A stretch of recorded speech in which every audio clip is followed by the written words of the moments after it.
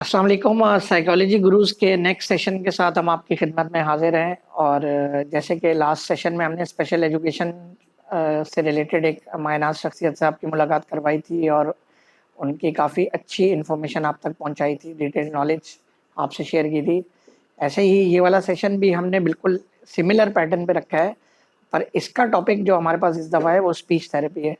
क्योंकि इसके भी काफ़ी राइजिंग क्वेश्चंस आ रहे थे और माशरे में एक बहुत बड़ा सवाल आता है स्पीच के हवाले से, जिन बच्चों की थोड़ी डिलेड स्पीच होती है, स्पीच में इश्यूज़ होते हैं। तो हमने कहा कि उससे रिलेटेड हमारे पास आज अल्हम्दुलिल्लाह एक और बहुत एक्सपीरियंस्ड इंडिविजुअल मौजूद हैं, जो कि अपनी नॉलेज आपसे शेयर करेंगे, हम उनसे क्वेश्चंस करेंगे और इनका तकरीबन 10 से 12 साल का एक्सपीरियंस है। अल-बतूल हेल्थ केयर सेंटर ये निश्तर पार्क की तरफ चला रहे हैं और इसमें स्पीच थेरेपी से रिलेटेड सेशंस करवाते हैं। कराची यूनिवर्सिटी से इन्होंने मास्टर्स किया हुआ है ऑडियोलॉजी और स्पीच के अंदर और रिसर्च स्कॉलर भी हैं इसी फील्ड के अंदर। तो हम आपकी मुलाकात करवाते हैं गयासुद्दीन साहब से। अस्सलाम वालेकुम सर। वालेकुम सलाम। कैसे हैं आप, खैरियत से हैं? अल्हम्दुलिल्लाह, अल्लाह की करम। तो गयासुद्दीन साहब से हम अपना डायरेक्ट सेशन स्टार्ट करते हैं कि स्पीच थेरेपी पे आपका माशाल्लाह एक एक्सपीरियंस है काफ़ी टाइम का। तो सबसे पहले तो ऑडियंस को आप ये बताइएगा कि स्पीच डिसऑर्डर्स जो हम कहलाते हैं कि स्पीच में कहाँ-कहाँ रुकावट आ रही है, क्या-क्या इश्यूज़ आ रहे हैं? उस पे हम चाहेंगे कि सबसे पहले आप ऑडियंस को बताएँ कि स्पीच डिसऑर्डर्स कॉमनली होते कौन से हैं? वर्ड रिपीटिशन है, होल सेंटेंस रिपीटिशन है और ब्लॉकिंग है। मिसाल के तौर पे क क क क कल स्कूल गया था, तो ये बैक ऑफ टंग के जो साउंड्स हैं, उसके अंदर जो है ना वो बच्चा फँसता है, तो ये स्टटरिंग कहलाता है, स्टमरिंग कहलाता है। बकिया जो स्पीच के जो इश्यूज़ हैं, उनमें एफेज़िया है, यानी ब्रेन का जो है ना कोऑर्डिनेशन ना होना, समझना, और एप्रेक्सिया है, बच्चों के अंदर जो है ना CAS कहलाता है, चाइल्डहुड एप्रेक्सिया ऑफ स्पीच, तो यानी बच्चों की जो है ना ये डिसऑर्डर हैं। उसी तरीके से डिज़ैर्थरिया होता है कि इसके अंदर जो है जो जो आर्टिकुलेटर्स होते हैं वो क्या होता है, डिसफंक्शन होते हैं। मिसाल के तौर पे स्ट्रोक हुआ और स्ट्रोक के बाद जो है ना टंग इफेक्ट हुआ या स्पेस्टिक हो गया या फ्लूसिड हो गया, बाज़ दफ़ा स्पेज़म हो जाता है, अकड़ जाता है या नरम हो जाता है, तो फिर वो जो है ना साउंड प्रोडक्शन नहीं करता, यानी एप्रोप्रिएट नहीं करता। इसी तरीके से लिप के ऊपर अगर असरात हों तो वो ड्रूल कर जाते हैं या स्पेस्टिक हो जाते हैं, चढ़ जाते हैं, तो फिर जो है ना बाइलिबियल साउंड जो है इंसान नहीं कर सकता। ब प म व फ ये साउंड नहीं कर सकता। अगर ज़ुबान नहीं उठ रही तो ट ड ल र न ये साउंड जो है ना मुतासिर होते हैं, तो वर्ड के अंदर ये प्रोड्यूस नहीं होते, तो ये डिज़ैर्थरिया होता है। तो इसके अंदर जो है ना सॉल्विंग का इशू हो जाता है, निगलना मुश्किल हो जाता है, उसको डिस्फेजिया कहते हैं। तो इसको भी जो है वो स्पीच थेरेपिस्ट इसको एड्रेस करते हैं। तो ये सारी जो है ना स्पीच के डिसऑर्डर्स हैं, स्पीच की डिफिशिएंसीज़ हैं, और इसके लिए फिर एप्रोप्रिएट प्लान बना के अलग अलग उनकी थेरेपीज़ होती हैं। अच्छा, इसमें ये आप बताइएगा कि स्पीच डिसऑर्डर जो अराइज़ होते हैं, जो पैदा होते हैं, इनकी क्या सिर्फ़ बेसिक कोई मेडिकल वजूहात होती हैं? मतलब उसकी बर्थ से रिलेटेड, या आपको लगता है कि कोई ऐसी डेफ़िशिएंसीज़ जिसकी वजह से वो क्रिएट होती है मेडिकली? इसके अंदर मुख्तलिफ़ चीज़ें हैं। मिसाल के अंदर तौर पर डाउन सिंड्रोम बच्चों का है, तो पेरेंट के उसमें जो है X21 क्रोमोसोम की जो ना लैकिंग की वजह से वो बच्चे आते हैं दुनिया में। और जब ये जो बच्चे होते हैं तो इनके फीचर्स स्पीच के अलग अलग होते हैं, बल्कि हर बच्चा दूसरे बच्चे से वेरी करता है, ठीक है ना। ये तो डाउन सिंड्रोम का हो गया। अब इसी तरीके से ऑक्सीजन की लैकिंग होती है, यानी ड्यूरिंग द बर्थ, तो बच्चे के जो ना ब्रेन सेल्स वो डेवलप नहीं हो पाते, एक्टिवेट नहीं हो पाते, तो जो है ना कुछ वो मसाइल होते हैं, आर्टिकुलेटर्स के मसाइल होते हैं या कोऑर्डिनेशन के मसाइल होते हैं, यानी जो ब्रेन का जो हिस्सा काम नहीं कर रहा, ब्रोकाज एरिया अगर वो जो डेवलप नहीं हो सका तो अलग इश्यूज़ हैं। वर्निक्स एरिया अगर डेवलप नहीं हो सका तो अलग इश्यूज़ हैं, स्पीच के जो है इश्यूज़ आते हैं। तो ये सारे रीज़न हैं। कुछ केमिकल इम्बैलेंस की वजह से भी होता है, ऑक्सीजन की लैकिंग की वजह से होता है, ब्रेन इंजरी की वजह से होता है, फेयर की वजह से होता है, यानी बहुत सारे रीज़न्स हैं स्पीच डिफिशिएंसीज़ की, स्पीच के जो डिसऑर्डर्स हैं उसकी। अच्छा, ये जो बाय बर्थ आप बता रहे हैं, जो हमने आपसे पूछा था, तो इसमें नॉर्मली बच्चा एजुकेशन की तरफ एंटर होता है, तो ज़ाहिर-सी बात है बहुत सारे हर्डल्स उसको फेस होते हैं। तो मतलब वो उन हर्डल्स को कैसे सेल्फ के तौर पे काउंटर करे, और उसके अंदर पेरेंट्स क्या रोल प्ले कर सकते हैं कि उसका वो कॉन्फिडेंस कवर करवाने की कोशिश करें कि यार मुझे एजुकेशन में यहाँ प्रॉब्लम हो रही है इसकी वजह से, और फिर पेरेंट्स उसमें क्या रोल प्ले कर सकते हैं? अनफॉर्चुनेटली हमारे यहाँ जो है ना लैक ऑफ अवेयरनेस है ना। बच्चा डेफ भी है तो माँ बाप को जो है ना 3-4 साल के बाद पता चलता है, वो अच्छा ये इसलिए नहीं सुन रहा, बल्कि जब प्रोफेशनल्स के पास जाते हैं तो पता चला कि नहीं तो इसके साथ तो हेयरिंग इश्यूज़ है, समझे ना। तो हमारे यहाँ अवेयरनेस का बड़ा मसला है कि बच्चा बोल नहीं रहा और बड़े बूढ़े कहते हैं नहीं इसका अब्बा भी देर से बोला था, ये भी देर से बोलेगा। अरे भाई उसका लैंग्वेज एक्विजिशन पीरियड जो है वो गुजर गया, अब जो कुदरती तौर पे उसको सीखना था वो ज़माना गुजर गया, अब हम जाना प्रोफेशनल के पास जा रहे हैं, तो इससे बड़ा नुकसान हो जाता है। तो हम जो है बाहर मुल्कों में तो जो है ना at the time of birth वो सारी स्क्रीनिंग कर लेते हैं, सारे टेस्ट वगैरह हो जाते हैं हेयरिंग के भी, और जो है ना स्पीच के हवाले से भी जो माइलस्टोन देख लेते हैं कि हाँ भाई अप्रोप्रिएट है। हमारे यहाँ ऐसा नहीं है, हमारे यहाँ माँ बाप को भी नहीं पता चलता है कि इश्यूज़ क्या हैं। इवन के एक बच्चा जो है ना 4 साल का मेरे पास आया, असेसमेंट मैंने किया, उनके माँ बाप को ये नहीं पता कि ऑटिज़म क्या होता है, बच्चा उनका ऑटिस्टिक था, और उस बच्चे का कितना अब वो क्या हर चीज़ के अंदर डिले हो गया।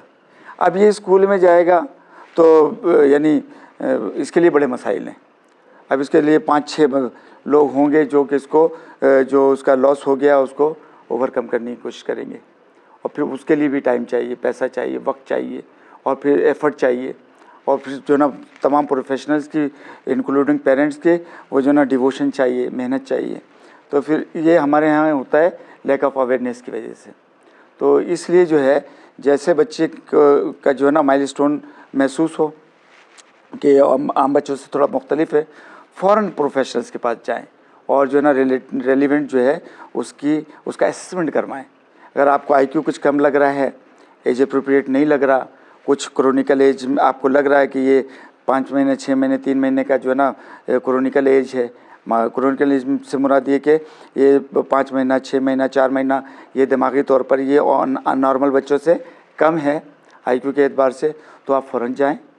उसका माइलस्टोन अगर बापा माम जो 3 महीने का बच्चा, 6 महीने का बच्चा बोल रहा है और वो नहीं कर रहा, तो आपको फ़ौरन जो है स्पीच थेरेपिस्ट से जो है रुजू करना चाहिए। उसके बाद स्कूल की बात आती है।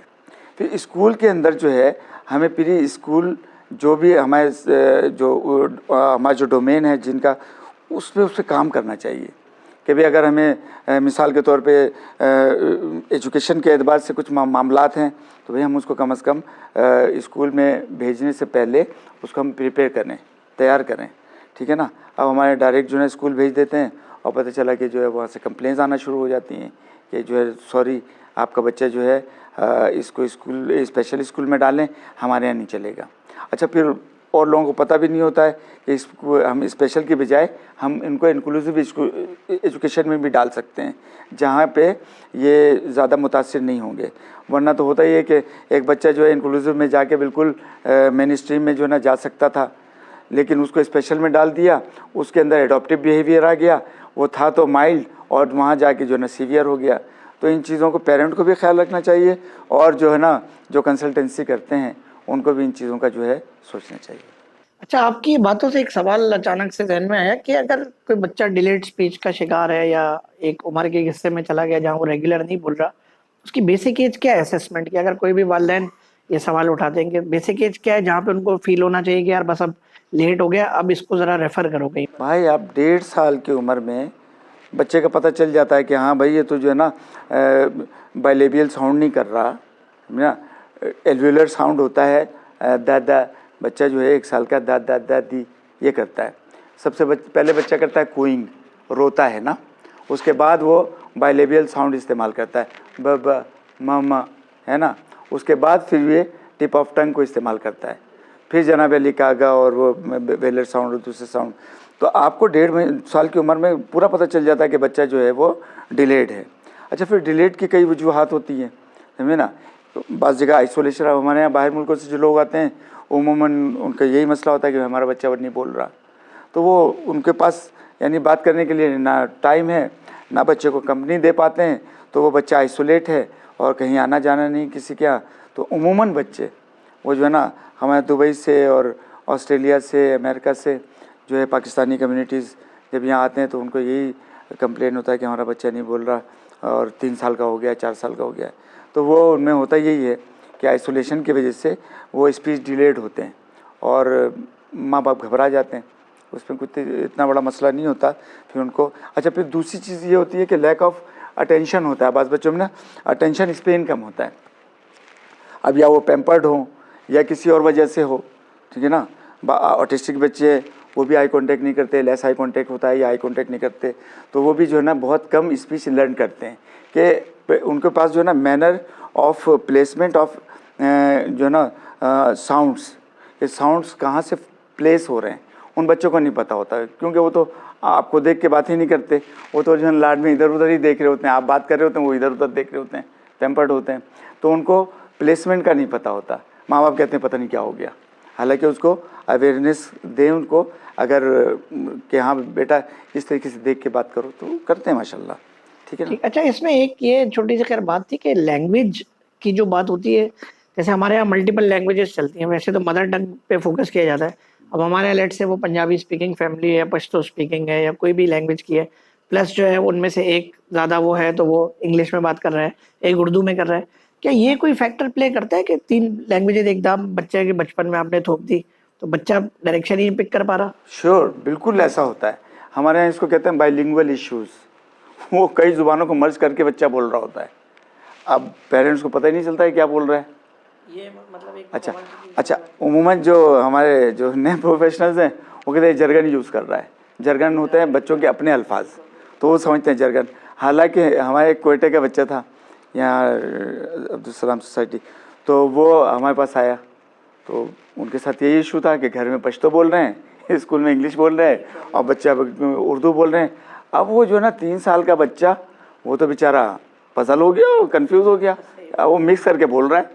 तो उनके वालिद साहब आए लेकर के, तो शुरू में मुझे भी समझ में नहीं आया यार ये क्या मसला है। जब वो प्रॉपर उनका जब असेसमेंट किया और चीज़ों को एड्रेस किया तो पता चला ये बाइलिंगुअल इश्यूज़ है इसके साथ।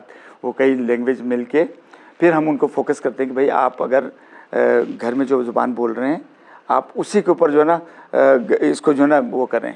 अब वो उमूमन जो है ना उनके पेरेंट वगैरह सब पश्तो में बोल रहे हैं, बच्चे से वो इंग्लिश में बात कर रहे हैं।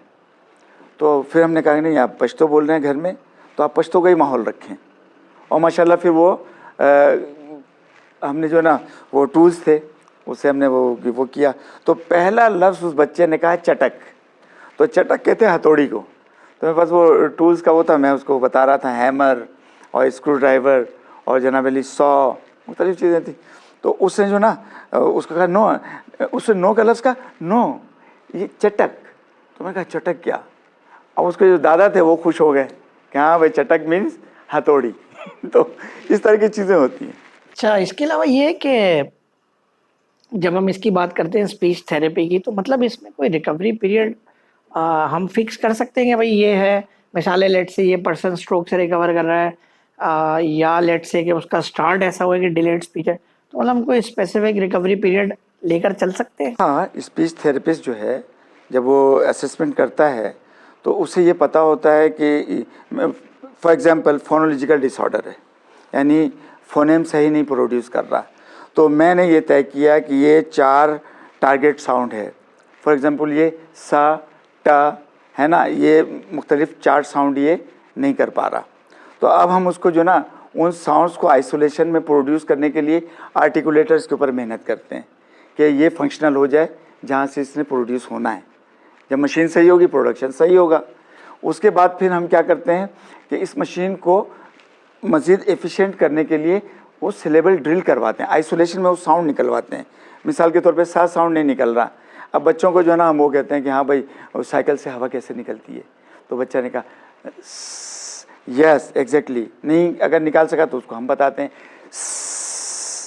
ये टीथ से निकल रहा है भाई। अब उसको सा से सी सो सू ड्रिल करवाते हैं। अब इसी साउंड को हर वर्ड के इनिशियल में, मीडियल में, फाइनल में निकलवाते हैं। फिर उसको हम कम्युनिकेशन के अंदर चेक करते हैं कि हाँ ये साउंड इसका जो है ये टारगेट साउंड जो है हम इसको ओवरकम करने में कामयाब हो गए। फिर हम नेक्स्ट पे जाते हैं। तो हमें पता है 4 साउंड है, इसके लिए मुझे जो है ना 13 सेशन 12 सेशन लेने होंगे।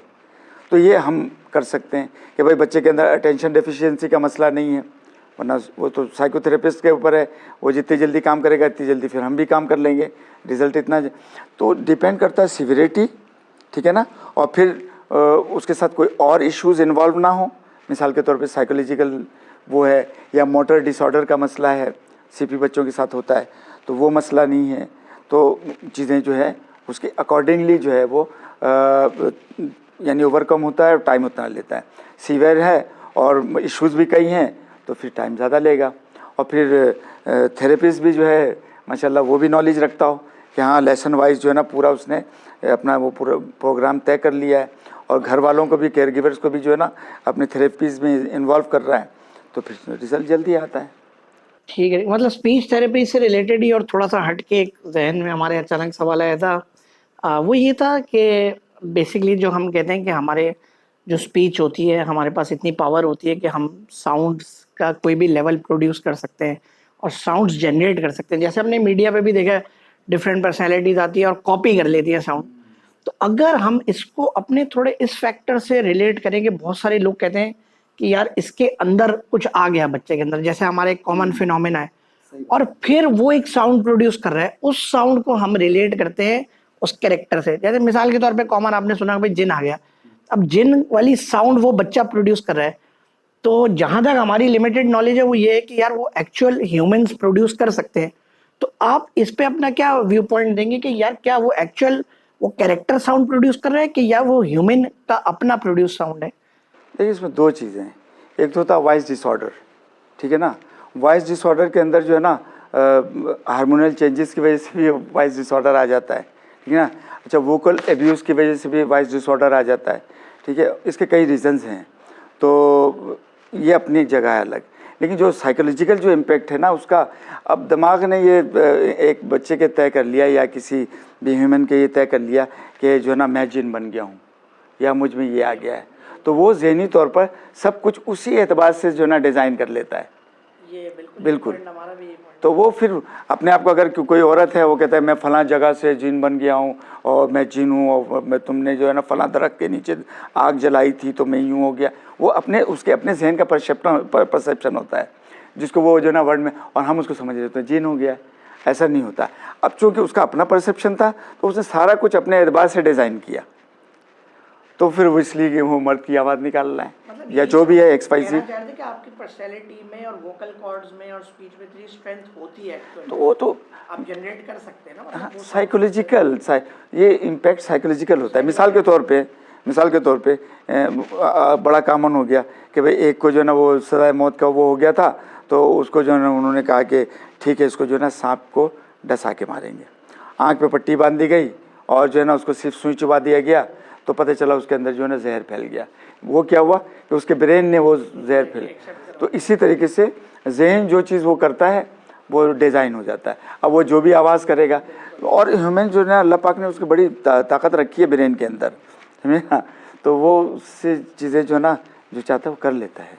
अच्छा, बस लास्ट आपसे एक सवाल था कि कोई मैसेज ऐसा जो बच्चे बेसिकली स्पीच डिलेड है या जिनके साथ ये इश्यूज होते हैं, आपको ऐसा मैसेज पेरेंट्स को देना चाहिए या एनवायरनमेंट को, माशरे को देना चाहिए कि इनके साथ कैसा बिहेव करना चाहिए, पेरेंट्स को या माशरे को? देखिए ये सिर्फ स्पीच डिलेड के साथ तो नहीं है, बहुत सारी स्पीच के हमारे साथ जो है ना सोसाइटी के अंदर है, अवेयरनेस नहीं है लोगों को। तो हमारे यहाँ एक स्लोगन है, अर्ली इंटरवेंशन। जितनी जल्दी जाएंगे उतना जो है जल्दी रिकवर होगा मामला, ठीक है ना, कम पैसा खर्चा होगा, कम मेहनत करनी पड़ेगी। हमारे यहाँ बदकिस्मती से जो है ना एक फेज़ होता है डिनाइल फेज़, है ना, पेरेंट भी कहते हैं कि नहीं नहीं कोई ऐसी बात नहीं है, और बड़े भी कह रहे होते हैं अरे अब्बा भी देर से बोला था, ये भी देर से। तो हमारे यहाँ चूँकि ये कल्चर है हमारा ना, और फिर दूसरी जो चीज़ है अहम, वो है हमारा सोशियो इकोनॉमिक स्टेटस। हम कहते हैं यार इतना पैसा खर्चा करेंगे, अरे ये खुद ही बोल लेगा, कोई इतना मसला नहीं है। तो इस वजह से भी जो है ना हम नहीं जाते, लेकिन उसका नुकसान हमें बहरहाल बाद में उठाना पड़ता है, उसका नुकसान उठाना पड़ता है।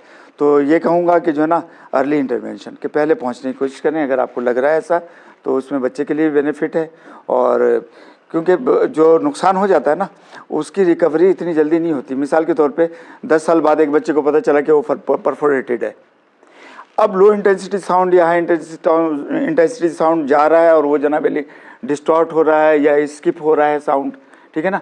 अब वो बेचारा, उसके अंदर लर्निंग डिसेबिलिटी है जो कि नज़र नहीं आ रहा लेकिन है। अब आप उससे ब्रेन से रिलेटेड कर रहे हैं, ब्रेन से रिलेटेड है नहीं वो।